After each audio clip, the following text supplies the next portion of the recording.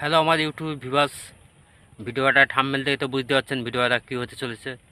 চলো আমাদের হুজুর মেহরাব ভাইজান কি বলছে সম্পূর্ণ ভিডিওটা দেখি। আর আমার একটু অসুবিধার কারণে আমি ভিডিও বানাতে পারিনি কদিন।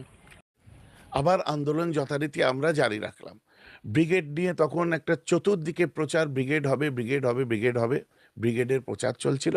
হঠাৎ করে দেখি কিছু মানুষ তারা বেঁকে বসলেন যে ব্রিগেডে আমরা নাই, ব্রিগেডে আমরা নাই। সেই মানুষগুলোকে আফসোস লাগে, দুঃখ লাগে।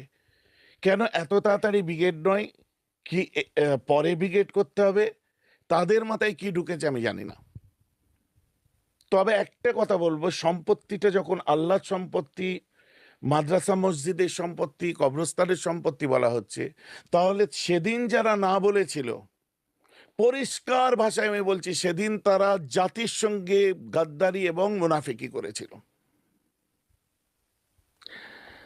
আজও পর্যন্ত তাদের প্রতি আমি যেমন, এখনো পর্যন্ত আমি যেমন ক্ষুব্ধ, তেমনি উল্টো দিকে যে সেদিন আন্দোলনটা গতকাল যারা ঝাঁপিয়ে পড়েছিল, আমার ছোট ভাই নওশাদ সহ রাজনৈতিক অরাজনৈতিক সমস্ত দলের মানুষেরা, এখানে কোনো দল মত কিছুই দেখা হয়নি।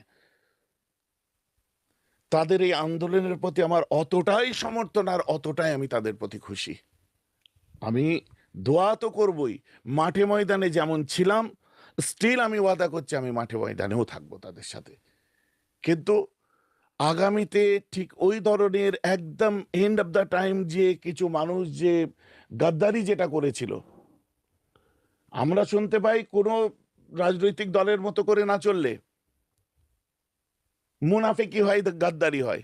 তো এক্ষেত্রে আমি কেন বলবো না, সেদিন ওয়াকাফ নিয়ে আন্দোলনের ক্ষেত্রে যারা যেতে পারবো না বলে মানুষের মধ্যে বিভ্রান্তি সৃষ্টি করেছিলেন, তারা গাদ্দারিটা কার বিরুদ্ধে করেছিলেন?